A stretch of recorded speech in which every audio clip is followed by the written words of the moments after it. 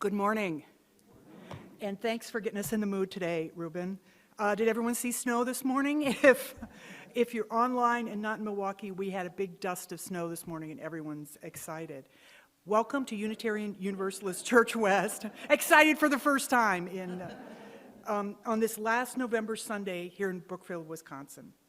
November is Native American Heritage Month, and during these days when we're focusing on gratitude, let us first offer thanks for the gift of being able to live and gather on traditional territory inhabited at various times by the native peoples of the Seven Council Fires, Ho-Chunk, Kickapoo, Potawatomi, Menominee, Peoria, and Miami nations. So much of the history of this land has been erased or ignored. Those of us who are settlers and newcomers must learn that history and engage in the work of reconciliation and reparation. As a welcoming congregation to gay, lesbian, transgendered, bisexual, and queer plus people, we continue to address ongoing homophobia, violence, and unfair legislation targeting them.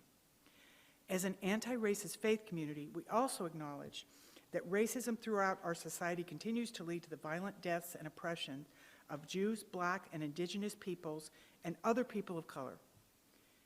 As the war in the Middle East continues, there are increasing incidents of anti-Semitism and Islamophobia. My name is Jeannie Baker, and I serve on UUCW's Board of Trustees. We all just celebrated Thanksgiving, and I'm especially thankful for this community that I share with all of you. In that spirit, I am so pleased to be in the presence of this community this morning with each of you that have chosen to be here today on this holiday weekend. Our theme in November is the gift of generosity, and today, Reverend Yulin is asking us to think about those times when our attempts at generosity may not be so well received. This congregation expands beyond this wall, right out through the cameras mounted in the back. Wherever you are, whatever your age or color, wherever you are either here or online, whatever your gender identity, whatever your chosen beliefs, whoever you love, you are welcome here. Being together is what community is all about. To help everyone feel welcome, included and in the know, let me point out a few things. Welcome newcomer and guests. You are invited to fill out the welcome side of the yellow form, as well as visit the newcomers table in the community room, which is right through those doors. If you're online and want to connect, please email us at visitors@uucw.org. This is a multi-generational community. Because the holiday weekend, all of our children and youth are meeting together, and they went directly to their programming, although they're welcome to come and go from the sanctuary if they wish. All ages are always welcome here in the sanctuary. There is a worship exploration table for those who can listen better if their hands are busy. I am one of these people, but those chairs are too small for me, so my hands need to be busy. Those of you joining us virtually are invited to participate later in sharing of joys and concerns, and you can do that by texting to Reverend Yulin. Our weekly announcements are printed and they're in your order of service. There's lots happening, and lots of it is important. I'm trying to summarize some of it. Phase 2 of our engagement campaign is rolling out this week. That's important. This campaign is all about reimagining who we are and how we connect post-pandemic. You can learn all about it in the community room after the service, and there's a special e-news coming out next week. Watch for your invitation to update your profile so that we can begin to reconnect. Need some holiday spirit? Look at the announcements. You can be part of decorations, special Christmas choir, and other holiday fun. There are multiple ways to be involved. I also want to highlight that we're within shouting distance of our December 21st solstice service. The announcement has some ways you can get involved with that. And if you've never been to one, it's one of the best services in the whole year, because you walk out and the days are going to get longer from that point. It's great. I also want to highlight one last one. It's number 11 on your sheet. You may have recalled a week or so ago, there was a presentation, Why We Cannot Turn Away, How We Can Engage on Israel and Palestine. It got rescheduled, and the new rescheduled date is Saturday, December 9th, 9:30 to 12:30. It's all in here. I think there's a potluck lunch involved. It sounds really interesting to me, and I present it to the rest of you.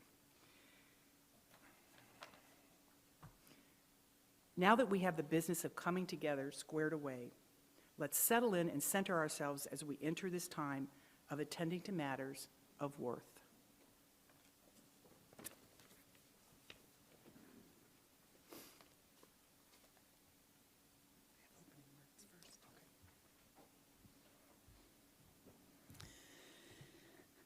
So I invite you to take a breath.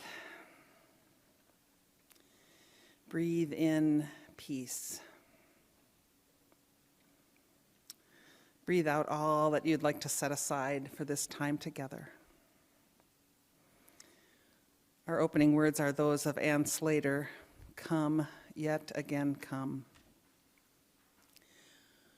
The Persian poet Rumi challenges us in this way.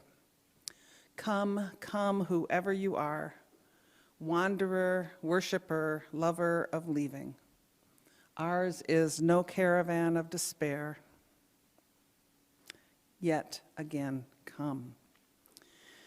And we come from rich heritages of liturgy and pomp. We come from burning legacies of angry gods and threats of hellfire. We come just as we are. We come with exuberant and joyful hearts, eager to witness to others. We come bereft of the goodness of life, wondering and hesitant. We come just as we are. We come in the bloom of youth, ready to explore new truths. We come ready to sit apart from our children and be nourished for an hour. We come with gray in our hair and experiences to share. We come just as we are. We come to the place we never knew before was home. We come to the place that has been home for most of our lives. We come just as we are to join with our siblings as members of one family in this beloved home, our hands and our hearts outstretched. Come, yet again come. So let's sing these words, "Come, come, whoever you are." It's number 188 in the hymnal. The words are actually on the screen. You might not need to open your books. We'll break into a round. There's a drone voice that some of you may like to add it in if that's the most comfortable way for you to sing along, or if that's the thing you want to say. The drone voice is, "Though you've broken your vows 1,000 times." Ruben, do you want to show us how that goes? Though you've broken your vows 1,000 times, though you've broken your vows 1,000 times. So if that's the part you want to sing, you can just sing that, and I guess we'll start with that drone, and then I'll come and get this section going, and then I'll move and get this section going and around. So please rise in body and or spirit to sing.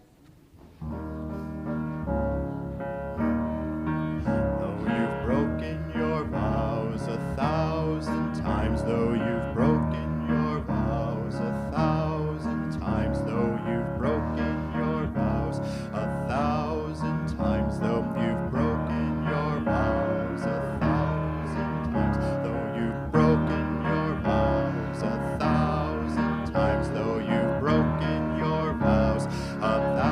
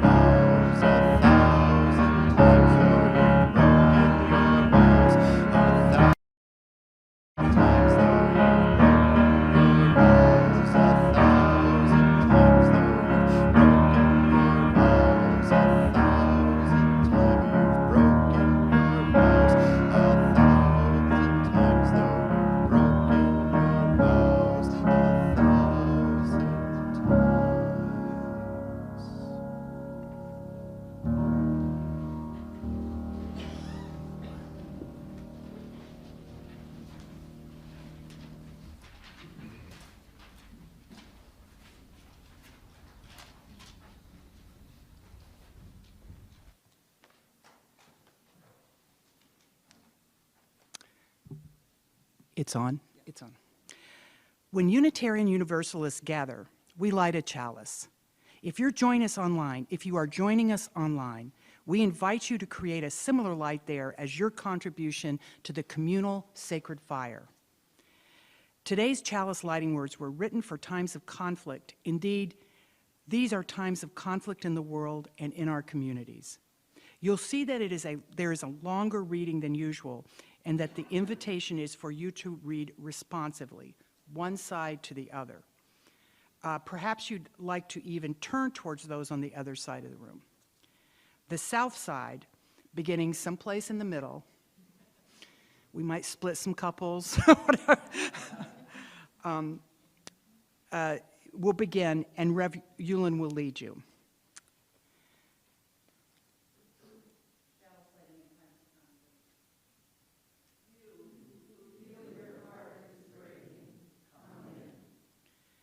You who are confused and wandering, come in.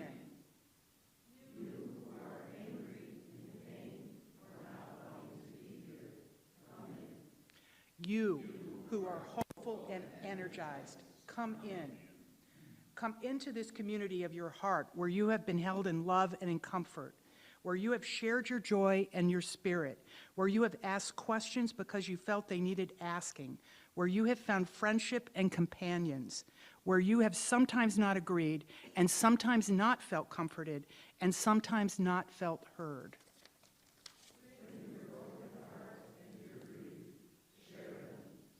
Bring your confusion and your questions, share them. Bring your hope and your energy, share them. For here in this place, we can be together. We can gather in all the conflicting emotions tumbling around in our heads and our hearts. We bring them together here and lay them on the altar of community. For community means that fragile, not perfect human beings can come together in the name of peace and seek to find peace again. With these words, we light our chalice.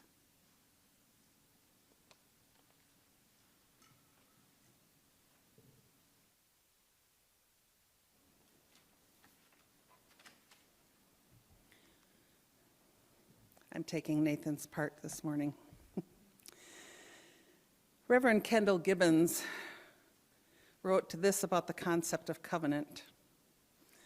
Our communities of memory and promise are founded upon covenants because we all need a defense against the impulse of immediate feelings that challenge our best intentions.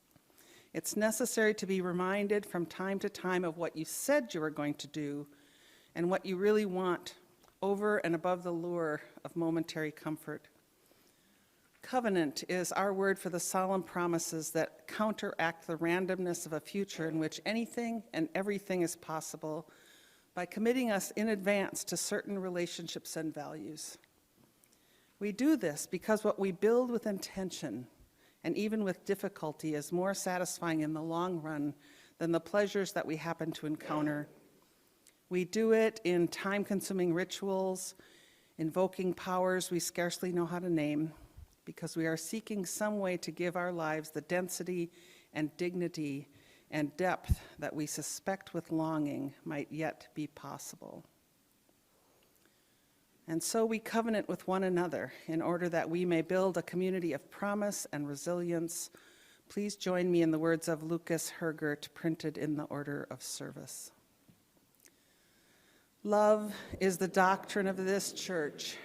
Our faith in each other is its sacrament. Working for peace and living with compassion is its prayer. Reverently, we covenant together to side with love, to heal and not to harm, and to share hope with each other and with the world.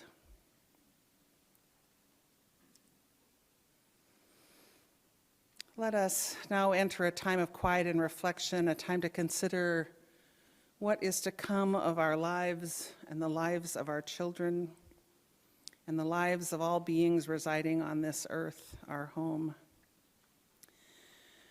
My colleague David Miller posted these words on his Facebook page a week or so ago, and I share them with his permission. His questions are my questions, and I suspect his questions are your questions as well. He wrote this. From where does conflict come? What impulse turns neighbor against neighbor, colleague against colleague, friend against friend, human against human? From where do we find healing? How does the ember of love, sometimes buried so deeply in our hearts, find oxygen and the fuel of common humanity? What can be done to bring the fire of the human capacity for radical kindness to bear in order to warm what has become frozen between us? From where must this start? Who holds the responsibility to blink first for real transformation to occur? How will we ever overcome what ails us if we allow the conversations in the world to be framed by those whose souls are suffering with polarization, anger, and hate? Dig deep, my friends. The world needs us all to remind each other that only we can be the answer to the forces of separation and othering. Love is not a silly notion.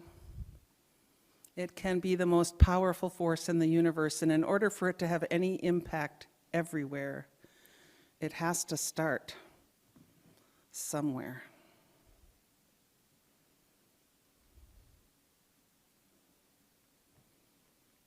Dig deep, my friends. Love is not a silly notion. And so I invite you to rise in body and or spirit to sing with me number 34, Though I May Speak with Bravest Fire.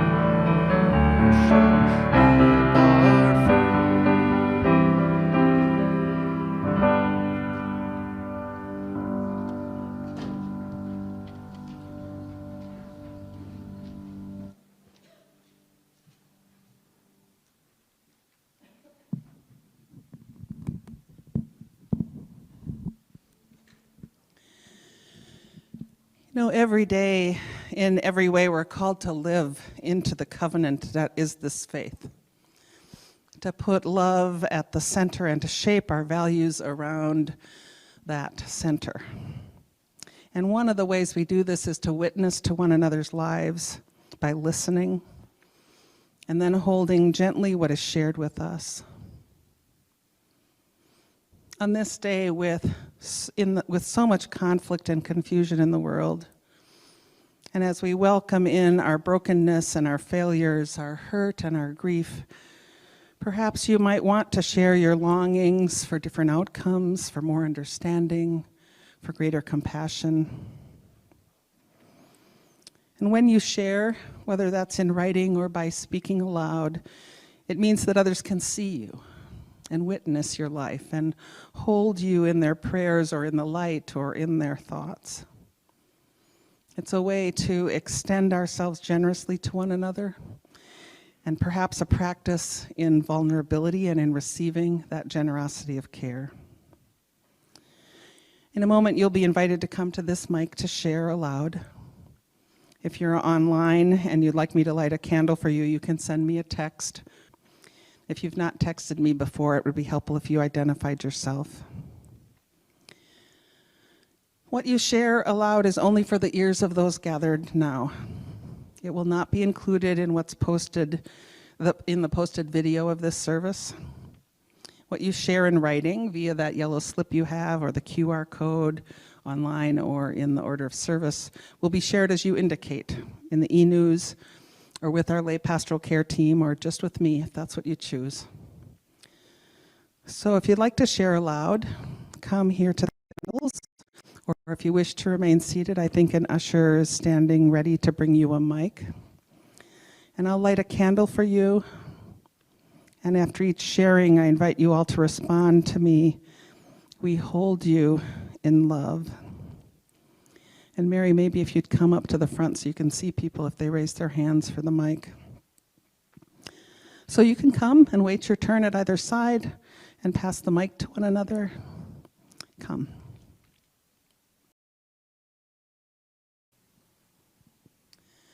I'm going to light a candle for just the reality of holidays and what they mean on so many levels for so many people, how they're purported to be these happy times that we celebrate, and how for so many that's true and wonderful and something that we do just bask in that time of celebration, and how for many others that's not so true, whether that be because you're alone or in conflict with family and friends, whatever it might be. But this candle is for just the reality of holiday celebrations.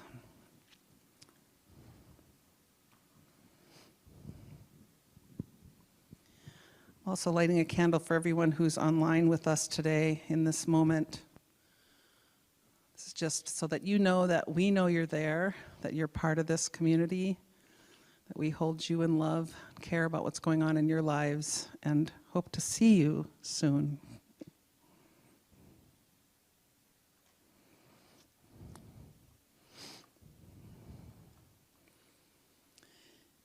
And of course, I must light a candle for prisoners and hostages everywhere. And also, of course, for those who are recently experiencing some degree of freedom, that the impact of that time in captivity does not reside with them as trauma, that they find love and belonging and companionship in their freedom, and that all should go free.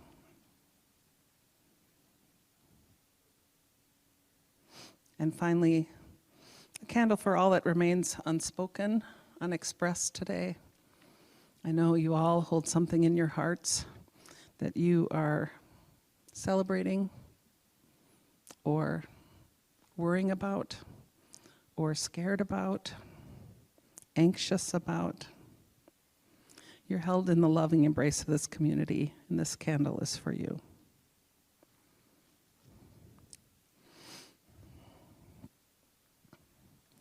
In a moment, we're going to sing again, but first let's spend a few moments in silence, and then Ruben will play through number 34, How Far Can Reach a Smile. And then I'll invite you to rise or remain seated as you wish to sing. But so why don't you get your hymnal ready? It's number 34. Oh, wrong? 84, sorry. Was that a misprint or just my misspeaking? Doesn't matter. It's number 84. We just sang 38, so, you know. 84. Now, in stillness and silence, let us hold each other in love.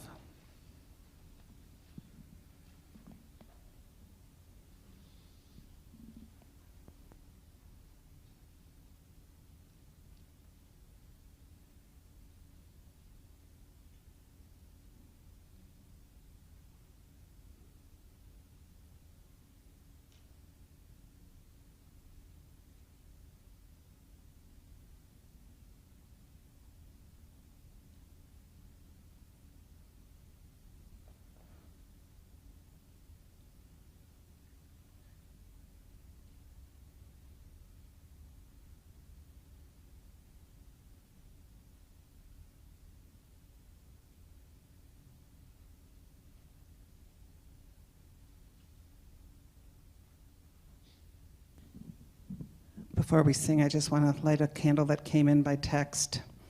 This is for Milwaukee resident Yehuda Yaney, who's in Columbia, St. Mary's, with exploratory surgery scheduled for tomorrow. This candle is lit by Mary Vigdor from Seattle.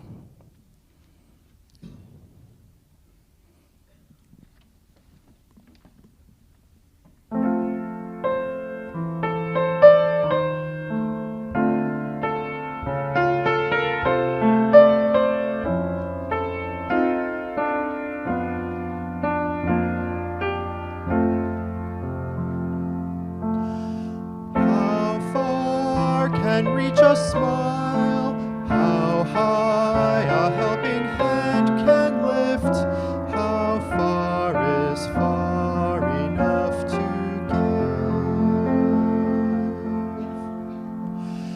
give.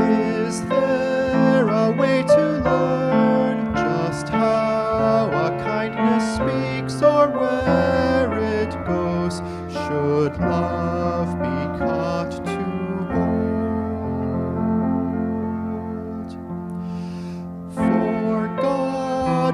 out this love in all that lives through God. We see that life can never cease to give.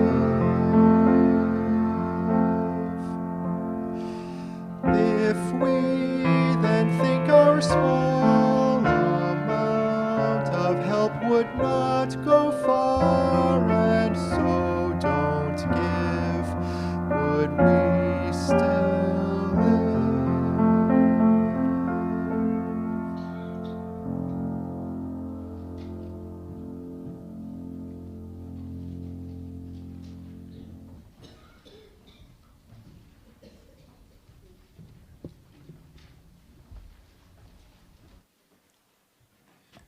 Good morning. My name is Jacqueline Rivest. My pronouns are she, her. My family and I, we've been coming here for about a month or so, and I am a fragile, not perfect human being. This reading is by Misha Sanders, titled Impact is Greater Than Intention. It was written on November 13th, 2019, and begins with a quote from Pablo Picasso. What one does is what counts, not what one had the intention of doing. Impact is greater than intention. I heard the incoming screams from the far end of the parking lot of the home improvement store. The vehicle swerved crookedly into the lot and abruptly stopped. Someone inside was forcefully hitting the driver for a few frightening moments, and then emerged from the passenger side and fell to the asphalt, continuing to scream. I drove slowly to the driver's side of the vehicle and asked the woman weeping behind the steering wheel if she was okay and how I could help. She told me that she was a new respite caregiver for this young man, and I did not know what might be triggering his discomfort. Shaken, but unhurt, she was calling his parents and would appreciate me waiting with her. Another man had by this time stopped and gotten out of his truck to see if he could help. I felt immediate relief at having more backup. To my naive surprise, upon seeing a large white man walking quickly toward us, unmistakable fear returned to the face of that shaking young black woman in hijab. She screamed, "No! He has autism! Please do not touch us!"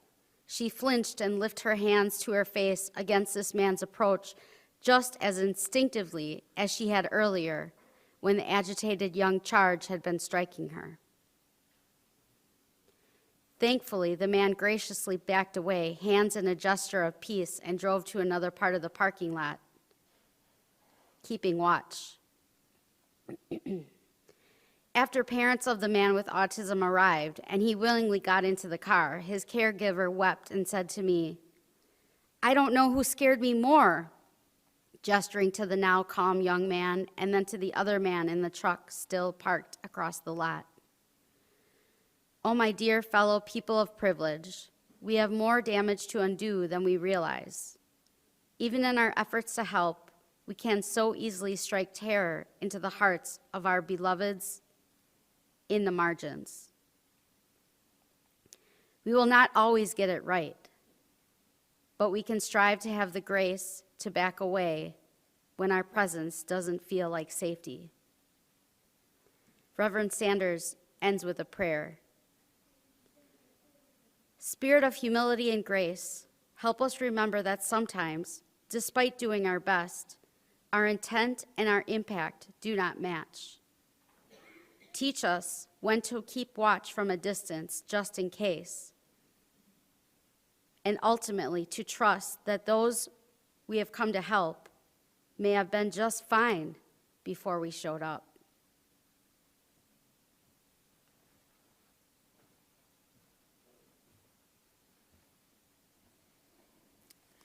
Thank you, Jackie.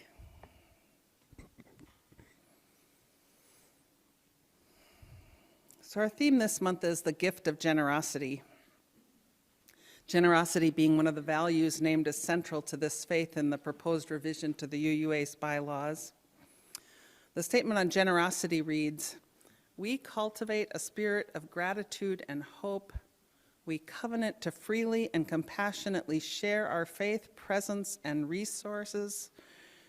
Our generosity connects us to one another in relationships of interdependence and mutuality." And so I wonder if there's something in relationships of interdependence and mutuality which entreat us to trust others to know what they need and to allow for the reality that they were just fine before we showed up.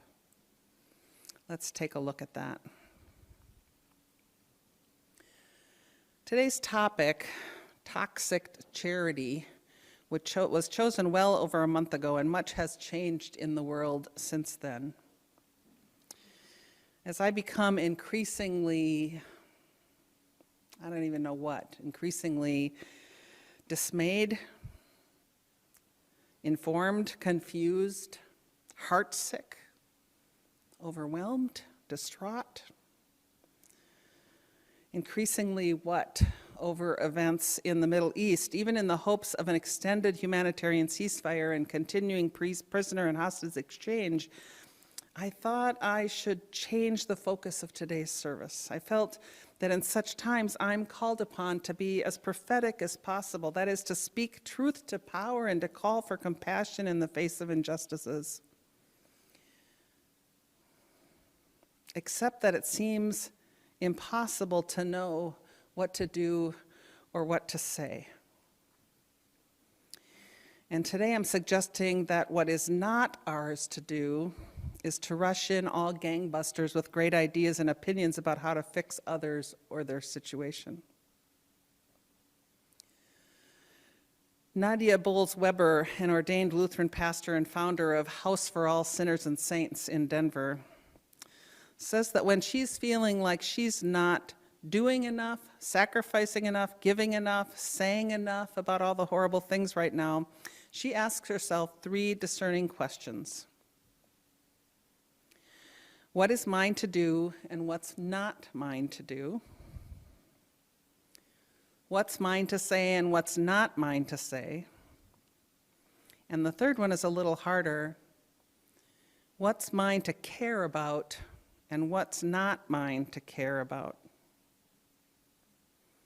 This one, she says, is not really about what's worthy of care, because so much is worthy of care, but rather about the reality that our effectiveness in the world simply cannot extend to every worthy person or cause. It's not about our values or the size of our hearts, she says, it's about the math. And in my mind, it's also about relationships of interdependence and mutuality.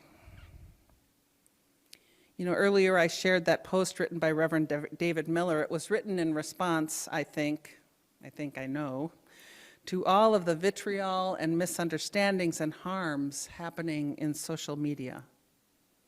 Our social media, here in the US, even Unitarian Universalist social media, which of course includes people who have very direct connections to Israel and Gaza and Judaism and Islam. But the reality is that for so many of us, this conflict is not something that, as a matter of math and geography and heritage, as painful as it is, just can't be the sole or singular focus of our care and action. And yet, of course, we want to do something. And we're at a loss as to what that is. And at the same time, we can't turn away. We have to care. So what do we do?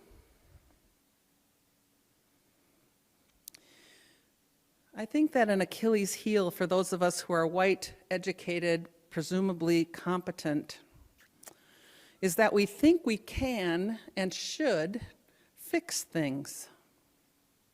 You know, we've been taught we have agency and entitlement and power, and that's perhaps part of why we focus on broken stuff, even when it's not our broken stuff, because we think we can fix it. You know, we think we have the answers. And if only those people would listen to us and get their heads on straight, we could fix it. After all, we have the answers, right? And the resources to do it. And so we get all up into other people's stuff,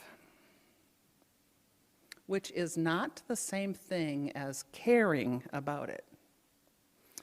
In fact, it may work counter to an ethic of care. Getting all up into other people's stuff can create more toxicity than healing, more discord than cooperation, more vitriol than understanding. And that brings me around to this notion of toxic charity, which I'm just going to try to sandwich in here. Not only because it was on the docket for today, because I think it has something to teach us about all of this. Toxic Charity is the title of a book by Bob Lupkin, published over 10 years ago. The whole title was Toxic Charity: How Churches and Charities Hurt Those They Help and How to Reverse It. Now, I've not read the book, just summaries and articles about it, so I admit to having limited understanding. Still, I found some helpful insights in those articles. First, it probably doesn't surprise you that there are those who do charity in order to feel good about themselves. It can be a way to pat oneself on the back and gain a greater sense of self-worth and meaning. And here's where that becomes toxic. At the same time that we think ourselves better because we are helping, we kind of automatically give those we are helping a lower value. In other words, we perpetuate the myth that those who need help are somehow less valuable than those who give help. Those who are struggling are somehow weaker, needier, not able to fix their own stuff. Then when we need help, I mean, heaven forbid that we would ever need help, we've kind of set ourselves up to refuse it because we've swallowed that whole myth that those who need or accept help are of lesser worth. Even that one should feel ashamed of needing assistance. I mean, here's a minor example. Take family Thanksgiving meals. My family Thanksgiving meal this week Have you ever been the one to help in the kitchen, to offer help in the kitchen and been told, even though it's obvious there's a lot to do, that your help isn't needed? How does that feel? Or maybe you've been the one asked if there's a way to help and saying, no, I got this, even when, like a sister who shall remain unnamed, you're completely stressed out about how much you're trying to manage, believing that only incompetent hosts don't have it all in hand. Now, no shade to my sister. She put on a beautiful meal brilliantly, and yet she did not want any help. And on the level of charitable giving and helping, while the same kind of dynamics of worthiness are at play, it even becomes more complex because of the perceived and real power involved. The ones with the power are the ones who swoop in and think they're going to help and fix everything, often assuming that the core issue is that those people don't have the same amount of stuff. But inequity is much more complex than an imbalance of resources. Inequity can't be solved with cast-offs and handouts. Inequity is deeply embedded in historical and systemic injustices that can't be fixed with more stuff. And yet the first response is often to send and to offer and to dump more stuff on the problem. Now, perhaps this isn't surprising, as the Western capitalist world knows all about medicating problems with stuff. So why shouldn't that fix all the world's problems? Now, charity is toxic because it both creates inequities of worth, which is intrinsically antithetical to Unitarian Universalist values. I mean, for us to say that all are worthy really means that there should be no degrees of worth. And toxic charity also ensures that all the power remains with the giver, which of needs disempowers those who are receiving. Truly generous charity would give the power and the agency to those who are in need. After all, they are the experts on their lives and what they want or need. And charity is also toxic when we focus only on resource transfer, when we try to fix things without being in relationship with those who need. And also when we imagine that the problem exists because of the choices or the character or the abilities of the recipients. So now I've put this notion of toxic charity in the middle of a conversation about how we react to or respond to or struggle with what to do. What do we do when we witness whatever's broken in our neighborhoods and in our cities, in our world? You know, we can create or perpetuate toxicity when we view the problem as out there with those misguided people, and when we believe that we know what would fix it, even though we don't have any direct stake in the result or outcome. And when we're in that position, we speak up, we act out loudly, passionately, often unkindly. We do harm, even when that's not our intent. So what do we do? You know, 2 weeks ago I spoke about moving over and making space, that having the generosity to leave some oxygen in the room for others. And I think this issue of wanting to fix things, and of course we do want to fix things, is related to making space in that it requires humility. It requires becoming smaller, spending more time listening than talking, recognizing that we're a long way from understanding what needs to be done and that we're likely not the experts, and accepting that even if something can be helped, we might not be the right helpers, the right fixers. So let us first listen and learn and seek to understand and ask questions and get to know those who are suffering, to be humble. So humility is not an expression of a lack of care or even powerlessness. It's really this active expression of a deep willingness to be in true relationships of interdependence and mutuality in which we truly share power, in which we offer our power to those who have had little.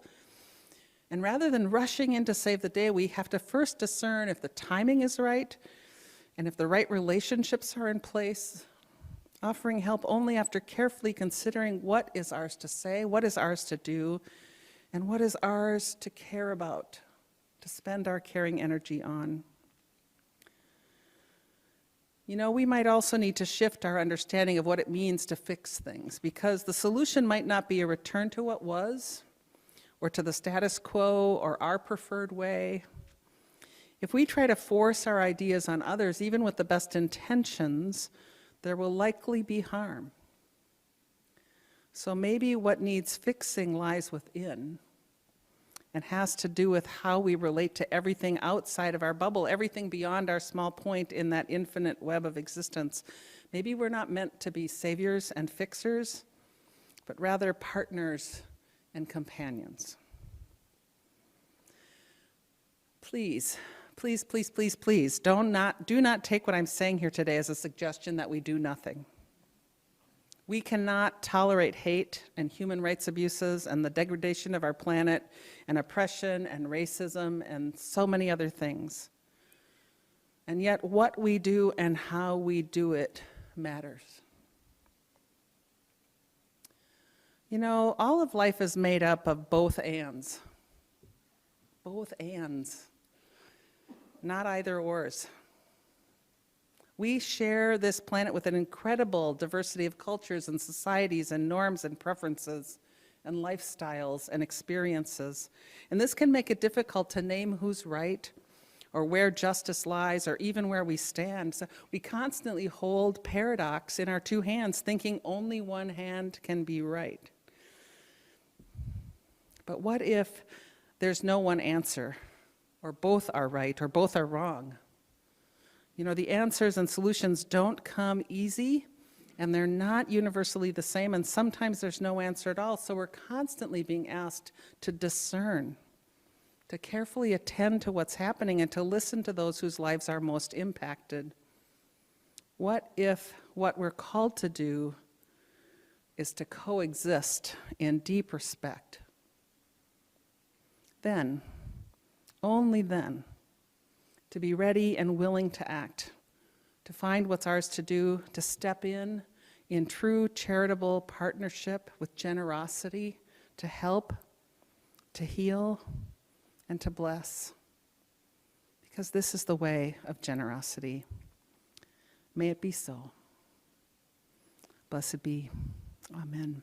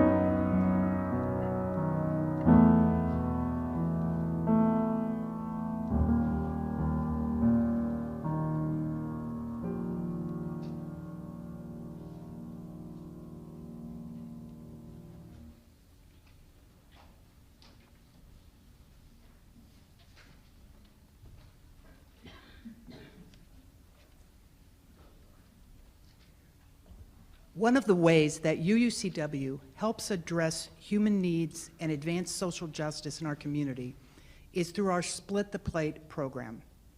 Our Split the Plate partner for November is HIR Wellness. HIR stands for Healing Intergenerational Roots. HIR Wellness is a Milwaukee-based nonprofit organization located on Forest County, Potawatomi tribal land. The organization provides free mental health and wellness services to victims of crime and violence within the local indigenous community. HIR Wellness Services are often group-based, where the group is intergenerational and involves members of the victim's community. HIR Wellness believes that we heal in relationships alongside culture and within the community. This belief is rooted in Native American tradition. They also believe that services to support healing from trauma should be available at no cost. Last year, with funding from the Victims of Crime Act, HIR Wellness provided direct services to victims of crime and provided outreach through their virtual programs via their social media platforms. By collaborating with the UWM Tracking Our Truth Project, they provided emergency and ongoing services to victims of sexual assault and human trafficking. Throughout the year, they consistently run therapeutic mental health programs reaching over 1,000 persons per month. To help support healing intergenerational roots, go to UUCW website, donate tab, and select Split the Plate, or text or mail your donation today using the information found here. Thank you for your generosity to healing intergenerational roots. We will now gratefully receive your offering.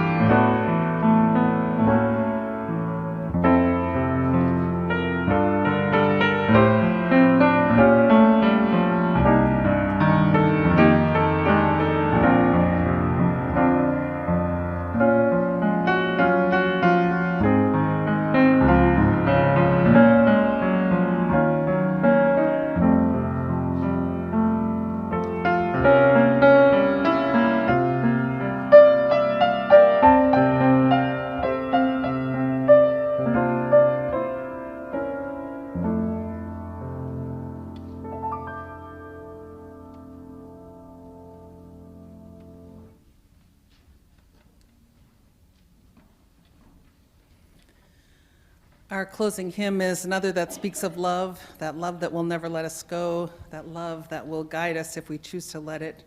So please rise in body and or spirit to sing number 131, Love Will Guide Us, and then remain standing for our closing words.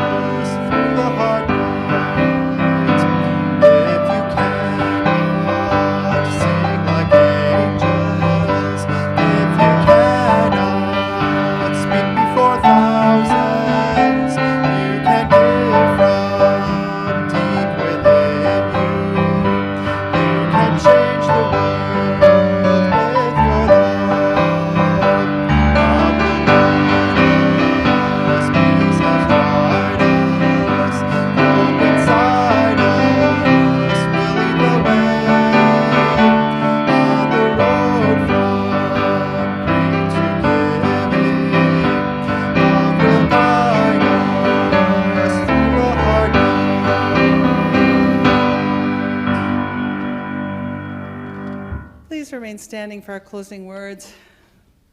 As we bring this time to a close, let's say together a silent word of thanks. for all the gifts of life, including our ability to learn and grow and change. And let our gratitude extend to all those among us who made today possible, including Jeannie and Jacqueline and our staff and our RE volunteers and all the folks on the hospitality teams. I hope you can stay for coffee and conversation, and be sure to visit that Engagement Challenge Phase 2 table where there's an option to, and there's also that option to join Afterthoughts up in UL4. So very fortunate and so very grateful are we. A couple of weeks ago, I suggested you join hands for the benediction. If that's comfortable for you, perhaps you'll reach out to one another now.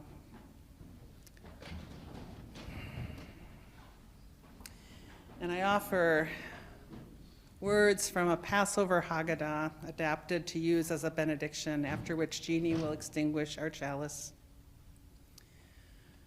May we take the light from our chalice with us, that it may inspire us to use our powers to heal and not to harm, to help and not to hinder, to bless and not to curse, to serve the spirit of love and justice.